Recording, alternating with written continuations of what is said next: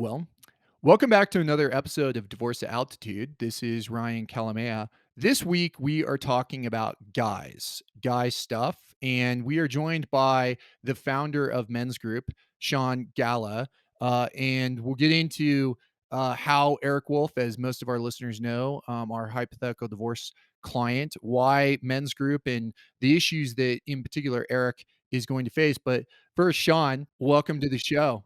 Yeah, happy to be here, man. Happy to chat with you about Eric Wolf and the other guys that are listening right now. We have a lot of guys going through divorces in men's groups, so it's a topic near and dear to my heart. Well, before we got on, we talked about skiing, and you are in BC. I'm actually heading there on a heli ski trip here in a couple weeks. So you had some issues with some snow.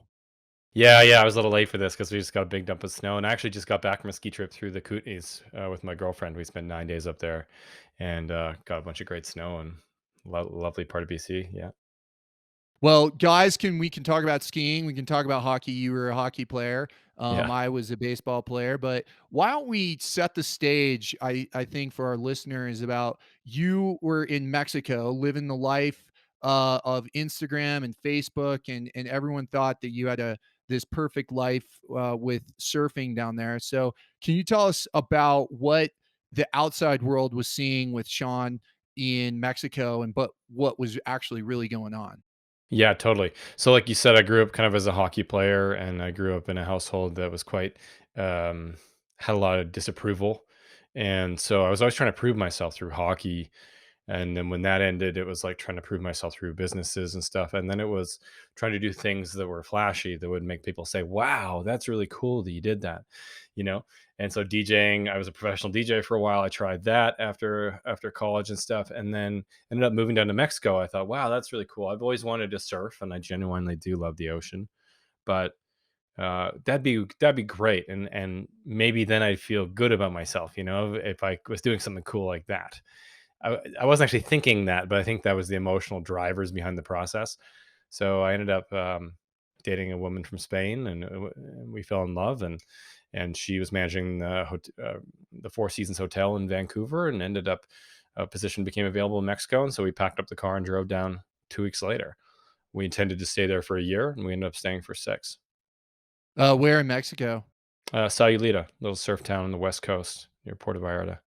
My wife and I were married in Sayulita. It's, Great. certainly changed, since, it's been 7, 8 years now, and, but yeah, I know Sayulita well. So you're out, surfing the break, Punta Mita, in and around, the Sayulita area, but what was going on? Yeah, it was a lovely first year because I was learning the culture, and I learned Spanish, and I was surfing every day. Like I said, I actually lived in Punta Mita. Most people just know where that is. So all these surf breaks right near my house, like literally walking distance to, I don't know, 10 or 15 breaks, not many people on them. My partner was beautiful. She was successful. I had a business that was interesting. I was teaching DJing online. I had the first online DJ school, and realized nobody was doing that. And so I launched that online, and then yeah, just after the first year there, it just got lonely, man. Like, people come down and visit for a week or whatever, but then especially in the summers, like, there's nobody around, and so I kinda longed for connection with people like me, and I couldn't really find them down there. I had local friends that I'd surf with, but they're from Mexico, so the relationship could only go so deep because of language and cultural differences. So I was running into relationship issues, especially as that relationship went on. Some family drama, my own just emotional stuff, and I had nobody to talk to about it. So it ended up feeling kind of like a prison, oddly enough, even though I was living on the beach on a surf wave with a beautiful partner and all the things that look good on Facebook. And so tell us about what that next step was. How did you develop meaningful relationships with other guys and kind of break out of that prison, which I think, guys like Eric Wolf or entrepreneurs, I think can really relate with where they are kind of a capture or prisoner of their own success. And sometimes it can be very lonely. So tell us about what you did to break out of that. Yeah, and I could relate to what you just said, almost being a prisoner of my own success. That old saying, "It's lonely at the top," is true. I wasn't really at the top, but I was doing different things than most of the people around me, and I was living a different kind of life, and so it really was a little isolating in a strange way. Like, I was popular, I had lots of friends and stuff, but I was still like, nobody could relate to what I'm doing or how I was thinking about my life or the world, you know? And so what I did is I actually threw a bunch of friends into a Facebook group, which was a new thing at the time. Nobody, like, so these days, most people avoid Facebook groups, but back then it was like, wow, this is cool. And I threw women and men of all different ages. I just thought, hey, we could have some conversations about life. This could be beneficial, kind of scratching my own itch. And the women didn't really get involved, and the guys were like, "Hey, this is interesting. I don't really get to talk about this stuff." I think I was talking about my relationship stuff and considering breaking up with my partner and those kinds of things. And yeah, the other guys felt similar things and wanted to talk about similar things, and so they started inviting their friends. And these were very like interesting, successful men. Some of them were public celebrity kind of characters, or athletes, or lawyers, those kinds of things. They were quite successful, and yet and even living in these big cities like London or New York or wherever, they still felt this same isolation that I was feeling. So I was like, huh, there's something here. And then it just kind of started to take on its own life. And so you guys started a group. What was that eventually known? Yeah, it was eventually called the Brotherhood.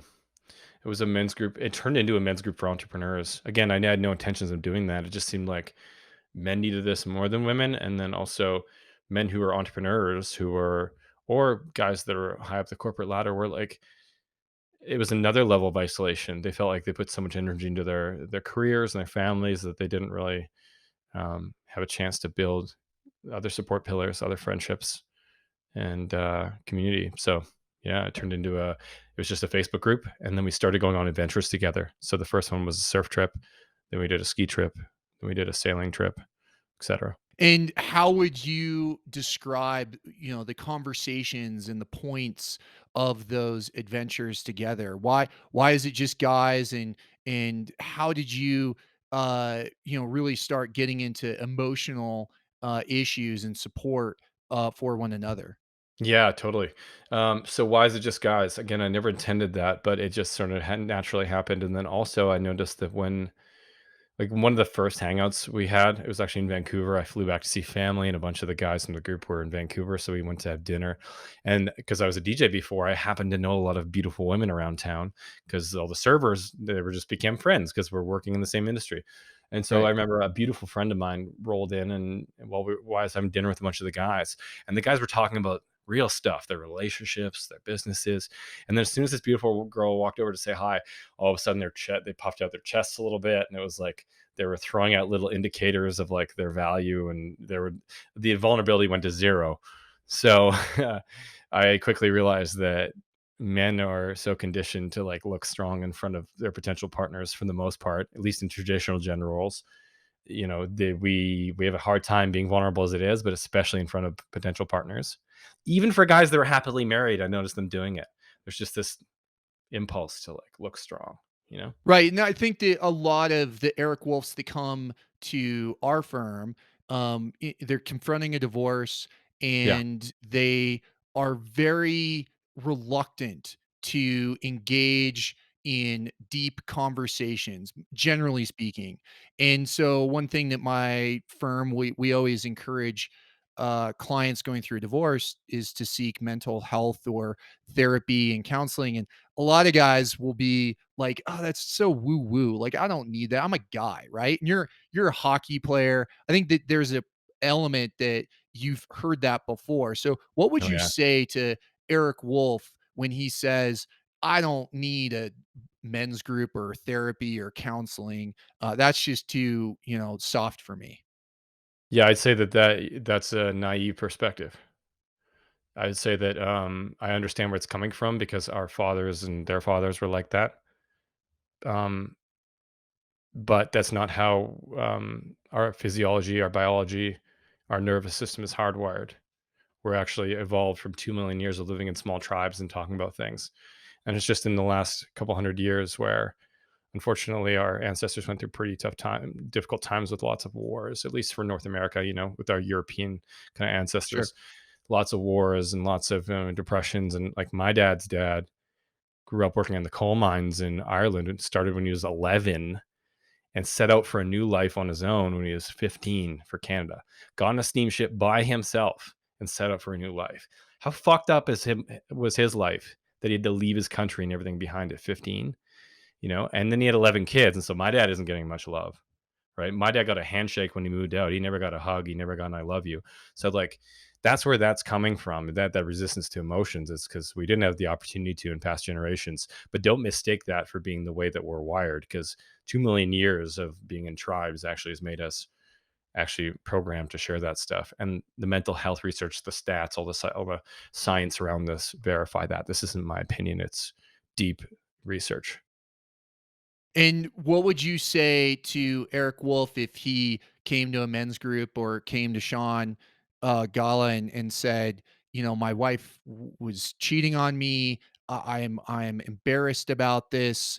I don't know where to go. What do you tell someone like Eric when he's dealing with infidelity? It comes back to your question of like, what do you guys talk about in your men's group, and like, what does that look like? So I never intended to run men's groups. Like, I do have a counselor personality by nature. I got down like a business track trying to prove myself. I probably should have been a counselor because I love this stuff. But um, yeah, I was actually surprised that on these guys wanted to engage in these conversations about everyday guy stuff. Hey, my wife and I are in conflict a lot. How can I show up better? Hey, um, I'm having trouble setting boundaries with the people at work. Like, how do I do that better? Hey, I don't have any guy friends. How can I make more guy friends? But the real kicker was like when I was on these adventure trips, and I'm sorry that this is a long-winded answer, but I think it exemplifies it well. The first adventure trip we did, we're on this surf trip, and these guys are doing this adventure, and we're talking about work and a little bit of life, but not a lot of stuff. Guys are kind of guarded, right? And then we sit down in this circle at the end of the trip. And I think it's going to be a business mastermind where we're supporting each other through business. Hey, I'm going through this challenge. Can you offer resources? And the first guy, just by happenstance, says, my wife just had her third miscarriage, and I have no idea how to support her. She's feeling depressed. I'm feeling down. What do I do? And he started crying just a little bit. Um, and it was fascinating because that changed the tone in the room, and immediately guys were supportive. And then what happened is the next guys in the circle also shared the real stuff that they were actually going through, because they had observed that, oh, this guy isn't going to be judged as being weak for sharing something emotional or sharing something personal. So, and then the next guy went talking about how he's not sure whether he should let his new kid, like his young son, around his alcoholic father. Like these are real scenarios that we all deal Heavy with. stuff. Yeah, yeah, kinda heavy stuff, and then other guys is not as heavy, it's like, "Oh, I just came into some inheritance, what do I do with it?" Or there's all these personal topics, just day-to-day stuff as well, and I it I realize that guys want to talk about this stuff, we all do, because it's pressure in our minds, right? But we just need to be in the right environment. We need to feel like we're not gonna be judged as weak or gay or whatever just for sharing that? So that's what I'd say to your buddy there is, "Hey, man, there's lots of guys here going through that, and you don't have to share if you don't want to, but these are the guys to do it with if you had the chance." So, and then we just hang out, and naturally, he'd see the other guys talking about it, and he'd probably start to feel more comfortable. And I know that you've been pretty transparent about your struggles with both health, infidelity. Can you share a little bit of an insight into what you've personally had to address? Oh man, how long do you have? I mean, I feel like my whole life is a work in progress. I mean, I came out of my household as just being like a quite validation seeking, like externally trying to feel good about myself, and so that set me up for all kinds of issues, chasing sex and women for validation. Also, just being really um, that creating a whole bunch of emotional issues behind the scenes, just feeling really low about myself, low self worth, having trouble setting boundaries with people. And as a result, like because I don't feel good about myself, I'm too keen to be in relationships, chose poor partners, they cheat on me, and had to dig myself out of those lows. The first big business I launched went bankrupt, put me through personal bankruptcy. Um, from the stress of all that stuff, I then got chronically ill for a couple of years. Just like deep fatigue and brain fog and stuff like that. Just basically a burnout. Um, I mean, I can keep going. You know, I've had betrayals. I've had like what you see on Facebook is holy shit. Sean's traveled over the world and he's lived in Mexico and he was a DJ and he's now he just skis and surfs a lot and stuff. But it's like, man, I've been through the fucking ringer. You know, Do you think that the surfing and the skiing was your way to process that or distract yourself? I think it was a good way to do that. I think it was a healthy outlet, especially when you get cheated on or a lot of these events where there's anger involved. I've found in myself and just by observing other guys in men's group that guys really need to move that energy. Otherwise, it starts to blow out at people around us or whatever. So I think that was very helpful. Also, it's one of the few places I can go and get out of my head and feel that flow state. It's almost like meditation, you know, cruising down a ski hill or whatever.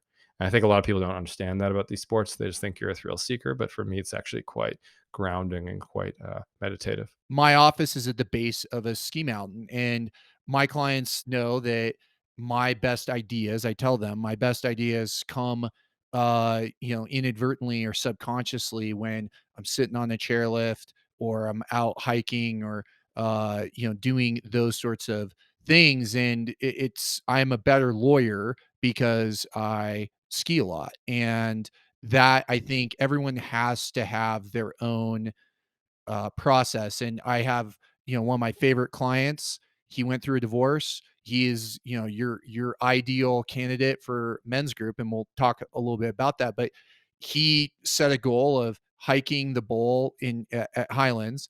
It's about 30 to 60 minutes of a hike, and then you ski 3,000 vert down. And he did 100 bowl laps in the year that he had a divorce because he was dealing with that. And I think that that's something that we can all appreciate is when you are in those stressful environments, there's a healthy way and then there's an unhealthy way. So, you could have, hookers and blow, and that could be something gambling, porn, those sorts of addictions, which I know Totally. is a common topic for you guys in men's group, addiction. So can you talk about some of the common topics or other issues that you guys talk about in men's group, specifically with addiction? Yeah, for sure. So just to touch on your last point, yeah, anger management's a common one. I think no matter what adversity you guys coming in with, there's a component of anger and moving that your physical body to move that emotional energy seems to really do wonders across the board for every man. Um, yeah, and so anger is a topic that we eventually get into a lot. The big ones for us are boundaries. A lot of guys read the book No More Mr. Nice Guy, and they realize they have no idea how to set boundaries or get clear on what they want. Breakup recovery, divorce recovery, infidelity recovery. That's a big one. Um, what else? Yeah, communicating better. Saving relationships is a big one. Guys coming in trying to be better and save their marriage or whatever. Depression, uh, yeah, purpose and meaning. Um, I think those are the big ones. Yeah. So it sounds like you guys have some resources. Can you give us a little preview in terms of books or programs that men's group that you guys do, for example, to improving communication in relationships? I know that's a common topic that guys really struggle with is the communication in relationships, whether it be children or their partner, if they're trying to save their marriage or after a divorce. So what are the resources or tips that you would have for improving communication in relationships? Yeah, that's great. By the way, one I forgot to mention that you mentioned before, porn addiction. That's one of our most popular groups. It seems like there isn't a guy that hasn't dealt with some degree of that. Yeah, and around the communication stuff and what resources we offer and stuff. Like, what's cool about what we do is that we have facilitators that are either qualified counselors or coaches like leading the meetings, and so they have resources to offer. But really, we're not really telling people what to do, or trying to give them advice. We're just bringing the guys together that want to talk about the same thing, and then we're encouraging the conversation, and through that these other men that show up to these meetings or even just in the discussion forum, they've already found resources and they're recommending resources to each other. So around communication, there's like a lot of books that I could recommend to do with a guy's particular situation, but it's like it just Most of these and most of this comes from the members themselves. We're not really telling people what to do. Are there, common books or resources that you see are shared that universally, someone like Eric Wolf, he comes into Men's Group, what are the things that he, might help benefit from? Yeah, 100%. There's, like, a couple books that come up over and over and over again. I've read them and love them. First one would probably be, No More Mr. Nice Guy. That just comes up so much, and it's just a book about boundaries, like, and because a lot of guys, they're going through a breakup, like Eric Wolf. If he's, a lot of learning about relationships ends up coming back to boundaries. Like, oh yeah, right, I wasn't clear enough about what I wanted, and or maybe I was, but either way, I let somebody like cross a boundary, and I didn't put my needs first, and didn't communicate that well. And so, boundary setting is just like one of those ubiquitous topics that applies to everybody and is very like everybody seems to struggle with it in different, you know, parts of their lives. Attached, that's the best book on relationships I've ever read. The Science of Attachment, the attachment styles. Often people choose their partner based on and choose friendships based on some of the drama they have with their parents. And that sounds floofy and woo woo, but it's a simple dynamic. Either you're secure, which is the lucky ones, or you're anxious or you're avoidant. And anxious and avoidance typically attract each other, but the problem is the avoidance lean away and the anxious lean in more and more. And I just, as soon as I read that book, I was like, holy shit, that's what I've been doing. That really helped me approach dating differently. A lot of the guys feel the same way. Becoming the Kind Father. That's a book that comes up a lot. I don't know where it is here. It's somewhere here. It's a book about a man who didn't have a kind father, and he learned that he had to become his own kind father. And so he'd go for walks in the morning and learn to talk to himself as in the way that he wished that his father had. Like, you're doing great, man. Like, this is good. Just keep, keep going, that kind of stuff. That's a great book. The Obstacle's the Way by Ryan Holiday. Love Ryan Holiday. So I do it. Me frequently too. give, his books to my male clients. The stoicism, that that thread, I think really resonates with guys, and I've spoken on other podcasts or on this podcast about stoicism and Ryan Holiday, but that definitely is something that I see resonating with people like Eric Wolf. Yeah, definitely. And that was huge for me is understanding that actually the most successful people of all time, they all had the same attitude towards adversity, which is that there's always some gift or opportunity in it. And so that's made it from like me having emotional lows around setbacks to like actually not looking forward to them, but knowing while I'm in it, even though it feels uncomfortable, that like something good's gonna come from this. Indeed, and I think a lot of guys that are going through divorce, it feels like the world is kind of collapsing. They want to have that light at the end of the tunnel. And I know you've experienced family loss and address that. And losing your marriage. There is definitely the seven stages of grief, from my observation Yeah. of guys go through it. My sister passed away at a very early age in a very Oh, tragic manner, and sorry to just hear that. as well, no, but it's one of those things where we can we can share that, and those are shared experiences. I've never been through a divorce, but I can relate to my clients because loss and processing that, but also looking for an opportunity to for rebirth. I mean, we're going through right now with COVID, another wave of pandemic and fatigue, and so it's how can we look at this as an opportunity for growth. And I think that that's something that your group, Men's Group, really, guys look at that differently than women. And that's just we have common problems, and we have to have that support group. And redefining masculinity, I know that that's something that you have spoken with about. So how do you redefine masculinity, or when you hear that term, what does that mean to you? Man, it's funny because people ask me about masculinity all the time, and I'm like, I don't really think about it. You know? It's like I don't really sit around and think about masculinity, and I don't think about how about my own masculinity. I'm just like, I hit people in sports. I'm bigger, I've got a deep voice, I got hair on my face, like, I like being a man.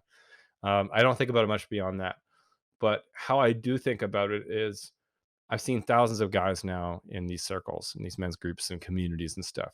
And without fail, there isn't a man alive that doesn't want to talk about whatever it is that's on their mind. They're just scared to. I'm talking about 300-pound biker bros with tatties, professional athletes, celebrated athletes, guys that are on TV, investment bankers in Shanghai, just like there isn't an archetype of man that I haven't run into who doesn't want to share. And so for me, watching these guys actually do that and actually work through divorce in a healthy way instead of blowing out into hookers and cocaine and yelling at their kids or whatever, is it's masculinity is the definition of masculinity for me is being the rock, is being the stable one, is being um emotionally unfazable. And the way that I've seen guys get there is to actually go into that stuff instead of avoiding it. Avoiding it, you end up with this weird emotional childlike male thing where guys are moody and they're upset and like behind closed doors they're kind of dramatic, you know, with their wives or with their kids. That's how my dad was, unfortunately. And you see guys when they get drunk at the bar or whatever, all of a sudden it's well, there's a lot coming out there. Where's that coming from? It's because they're avoiding the stuff, the energy, the emotions that are stuck in the body. And so I've seen guys go into that and they express that stuff through crying or hitting a punching bag or whatever, like actually accepting their feelings finally, and then they come out the other side and they're not as triggered by that stuff because they release that well of that pressure cooker of pain or whatever it was. And then they're unfazable. Then they're dependable. Then they can be that rock that people look them to be as a leading man. So I think it's kind of counterintuitive. It's like the way out is through, through the pain, through the sadness, through the anger. Yeah, and I think that going back to, Stoicism and Ryan Holiday, which is why I think it resonates with so many guys, is acknowledging that being angry and or being sad, those are, they are inevitable human conditions, but it's what you do with that and how you address that. And you can avoid it, or you can address it head on. And maybe that is the redefinition of masculinity, is to kind of accept that and be vulnerable. I know that's one of the things that you have spoken about, in the past, is about being vulnerable. Can I be really direct about that? Let me put it in terms that guys will understand. You're a fucking coward if you're afraid of your own feelings. It's like guys will show up so masculine in their lives, work, this, that, take risks, but they're scared of their own feelings.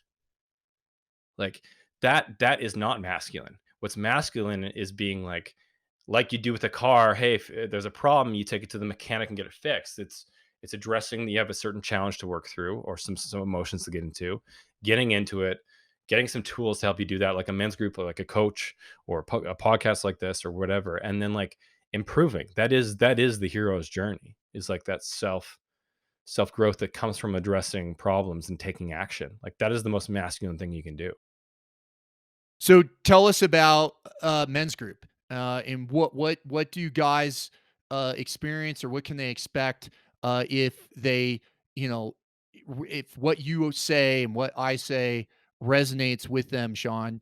What can they expect in men's group? Like, why do you have a men's group? Yeah, good question. So guys have a men's group because they get really focused on their careers and they get really focused on their families. And then sometimes when they go through divorce, often they'll look around and there'll be nobody else there. Or they put all their emotional needs and all their intimate needs, and I don't mean that physically or sexually, but like, closeness into their partner. They don't have friends that have that. And so that's a really difficult place to be. That's really difficult to not have anybody to talk to or anybody to say, you know what, man, you're going to do okay. I've been through that. It's fine. And so there's an increasing number of like guys that are feeling this way because society seems to be pushing men towards isolation. And so that's why there's men's groups now. What we used to do where we were building a house together or going to war together or working a farm together or hunting together, we now don't have a spot to do that. Even our grandparents, they used to go to the Legion or these veteran bars, those things don't exist anymore. So that's why men's groups exist. It's just like It's a more efficient way to find guys like you going through similar things.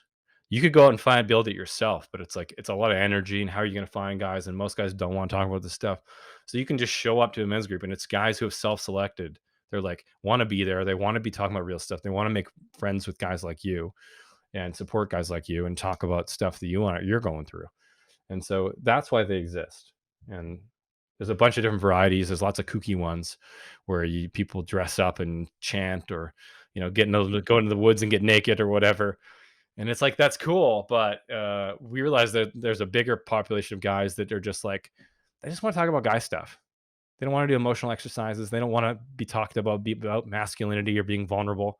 Not to tease you, Ryan, but like they don't want to be vulnerable or feel like they need help. They just want to talk about how they can communicate better in their relationship, or like how to deal with this conflict with their boss, or everyday nuts and bolts guy stuff. And so that's what we do differently. We just make it really approachable. It's like, hey, come in, have a chat with the guys.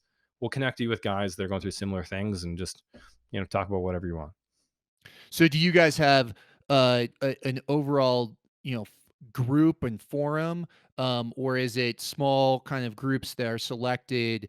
YPO is a well-known kind of group and so there's forums, but then there's also larger things. So can you paint a picture of what the structure and how things are organized with Men's Group? Do you guys communicate online? Is it then do you guys have trips? Can you tell us a little bit more about how you guys have things organized? Yeah, great question. We try to make it as simple and as approachable as possible. So you come to the website, mensgroup.com. Everyone on the website, it's like, hey, submit your email. You can check out a free men's group or be a part of our free discussion community. So you can do that. You can start there, and you can just come into our discussion area and see other guys posting about their divorces or their lives, and just general personal development topics. And you can check out one of the free men's groups, which will typically be about 10 guys just showing up to support each other and talk about whatever's going on. We also have like a paid area where guys pay to be a part of it. It's $29 a month right now, super reasonable. Um, and basically, you come into the community hub, which is like a big discussion area, and all our events are listed there. And we'll introduce you to guys going through similar things so you can get some one on one conversations going. And then you can select from a wide range of all of our men's groups that are going on. So we have general support groups. We have men's teams that we can place you in, like 8 to 10 guys, where you meet every 2 weeks. We have topic specific groups around divorces, breakups, separations, communication, depression, porn addiction, veterans group, old guys group, young guys talking about dating and confidence groups. So we have all these different groups that you can choose to self select and choose to attend if you want. We bring in speakers for podcasts like this that guys can be a part of and ask questions. So it's really like choose your own. It's like a buffet. Choose your own adventure kind of thing. And you can do the intimate men's team thing of 8 to 10 guys, where it's like the same guys, and you really get to know each other, and you support each other, and you know everything about each other over the weeks and months and years. Or you can just tune into the drop-in groups on around the one topic you want to learn about, or hang out in the forums. That's it. And is it kind of video based? Is it chat Oh yeah, based? right. Yeah, so we have the community discussion area, which is online discussions, which actually work really well. A lot of guys don't think they'll like that, but they like the fact they can get such quick answers, and they also like the anonymity of it. But yeah, most of our meetings, or all of our meetings, are over Zoom, so it's all online right now due to COVID. We were doing the adventure trip thing before quite heavily for close to 10 years, and then COVID and a lot of guys being stuck at home with families were like, let's focus Right. on this online model. And because there were a lot of guys that wanted to attend the trips that couldn't because they were stuck at home. So we're like, how do we make this approachable? How do we help a guy in a rural area, or a guy with 3 kids, or a guy who can't afford to come out to one of our dick waggy adventure trips? So it's all online right now. And yeah. But for future, assuming kind of safety precautions, you guys would organize like a surf trip or a ski trip, or some kind of a adventure based trip that guys can go and really kind of get to meet, have drinks, talk about things, go out to dinner, and do guy things. Totally, yeah. We like before we whitewater rafted down the Grand Canyon. We did yoga retreats. We did supercar racing. We did golf trips, wilderness survival training with Navy SEALs, like stuff. All this stuff in the Rockies, actually, up in near you. in Colorado. Yeah, so like we'd like to get back to that because that's the stuff that I love. We're not in a rush to though because this online model seems to really be working. Like like a lot of guys want, even though they think they won't like the video meeting thing, it actually works really well.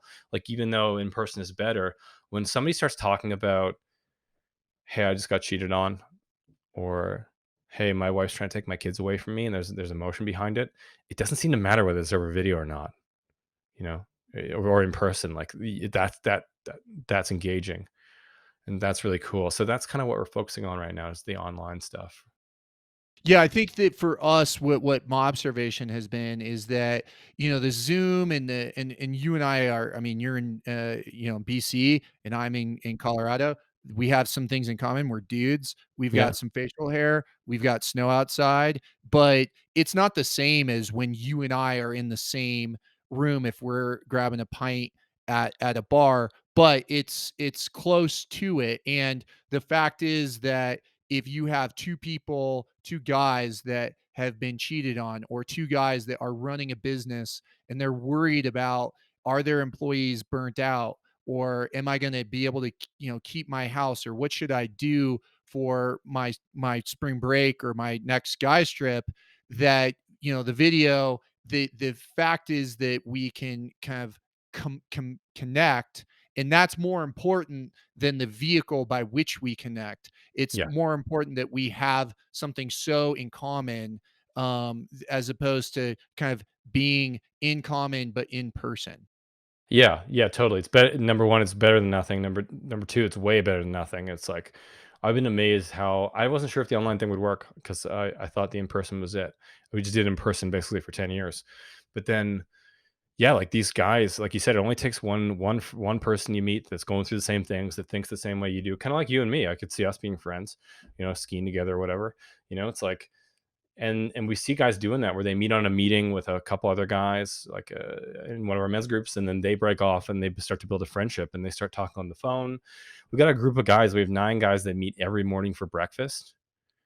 We got guys who cook together, and this all sounds weird, but like if you're going through a divorce, it's just a lonely process. It's just lone, and so like to have a bunch of guys there while you're cooking and you're all cooking and you're just hanging out and bantering and talking about just whatever. It's like that's pretty cool. And sometimes it flows into personal stuff. Sometimes it's more bantery, but yeah, it works. I'm constantly shocked by how well it works. There's a fair amount of research about older men and women, and when one of their partners passes away, the research is pretty compelling that the guys, they generally, the widows, they will pass away fairly soon after. And the reason is because their whole lives are their wives, and that they don't have these independent relationships, whereas the women, they tend to continue to do well. They live longer, and that's because women just generally are better, or not. I shouldn't say better, but they're more focused on those independent relationships.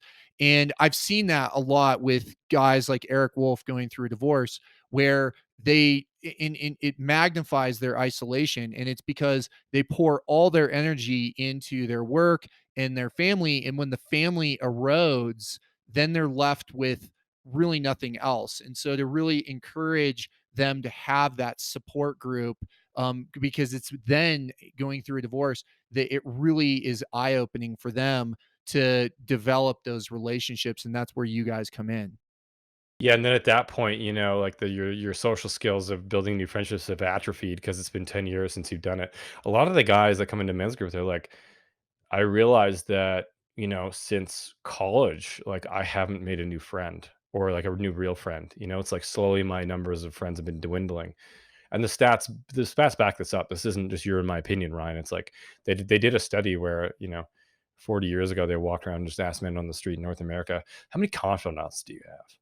How many people in your life do you feel that you can talk to besides your intimate partner? And maybe it was just in general, like how many people do you feel like you can talk to about real stuff if you were going through a problem or something? And the average 40 years ago was 4.5.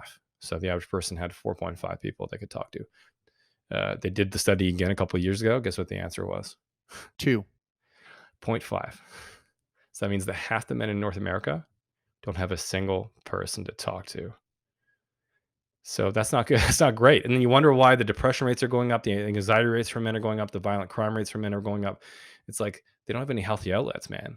So and then the second part of this that I find fascinating is when we were doing the in-person trips, I would put guys together at tables and stuff that I thought had commonalities, and I'd watch two guys struggle to make conversation. Both skiers, both in the same business, both going through a similar relationship problem, both this and that, and they didn't know how to find the commonalities because of what we're talking about here. The skills have atrophied, and so that's why some sort of a community like Men's Group, whether it be us or a different organization, there's men's groups in your local town or whatever, can be so beneficial because we're that's what we're experts at, is like getting guys to start talking, and then they can, once they find the commonalities, then it's easy to break off and build a friendship. It's like, how do you get there? I think a lot of guys really struggle with that. Indeed, I think, the simple small talk of, how did the Broncos do, or how the, Vancouver Canucks, like what just talking about those things, we're not used to it. And it's become even worse because of the pandemic with the kind of social, restrictions that we have. But I think we could go on and on, Sean. I look forward to sometime maybe catching you on the slopes, Yeah. coming up to Whistler, and taking a few turns. And Sean, where can people find you? Yeah, just at mensgroup.com. That's it. You can go there and check out our community for free, or one of our free men's groups. We got a great bunch of great resources there. We have our own podcast, all that stuff. Just as a last note, I just want to say, Ryan, I appreciate what you're doing, because I've seen it firsthand from, like, literally half of our members are going through some kind of a breakup or divorce, or trying to save a relationship. And I honestly think it's one of the hardest things a man can go through. And so I just want to encourage men out there to continue to access tools like Ryan, like a men's group, like or any other tools you find interesting. Just take that step. Don't avoid this stuff. Just like get into it. The only way out is through. Indeed. Well, Sean, thank you for your time. Thank you for joining us here on Divorce at Altitude, and look forward to catching you on the flip side. Yeah, me too, Ryan. I enjoyed this. Thanks, man. Keep up the good Yeah, work. thank you.